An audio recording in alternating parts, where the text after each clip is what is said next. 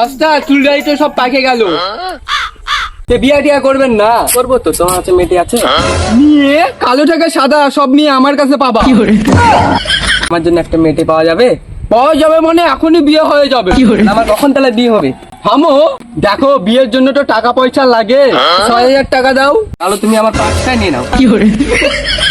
তুমি চাপ নিও না, কালকেই তোমার একটা বিয়ে রাশিয়ানের সাথে হবে। আরে মানে ওই রাশিয়ানের মেয়েগুলা দেখছো না, ওই রকমই দেখি। ঠিক আছে, কালকে 10টার মধ্যে আমার বাড়ি চলে আসো। ঠিক আছে ঠিক আছে। আজকে ভালোই জমিয়ে খাসির মাংস খাবো। তুমি মা তুমি টুনিরে বোঝাও না। আসো ভাস্তা, উপরে আসো। ভাস্তা বসো বসো। আরে ভাস্তা কি বলবো তোমার, মেয়ের বাড়িতে একটু আগেই ফোন করছিল। কি বললো? ভাস্তা আজকে তো মেয়ে বাড়িতে নাই, কলেজে গেছে। তাহলে কি আমার আর বিয়ে হবে না? আরে ভাস্তা কালকেই তোমার বিয়ে হবে, 10টার মধ্যে চলে আসো। যা, আজকের দিনটা কোন রকম বাঁচে গেল।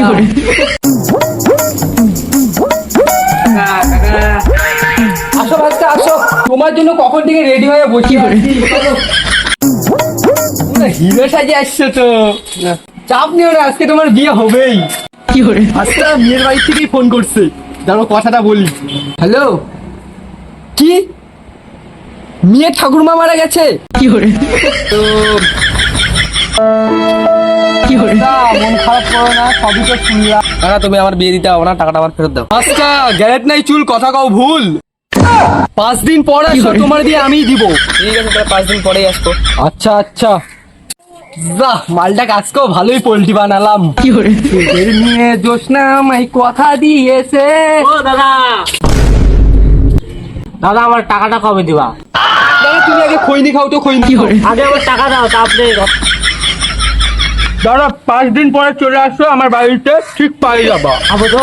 হ্যাঁ হ্যাঁ চলে আসবা। দাদা রিপন দাদা বাড়ি না, মালটা গেল কোথায় আজকে? ওই দাদু চাক বলি। ও দাদু, এই বাড়ির লোক কোথায় গেল? কেন বাছা, কি দরকার? দাদু ওই মালটার থেকে টাকা পাবো। আমার নাম তো রিপন জালি, ওই তো টাকা মারে খালি। আমার আর বিয়ে হলো না।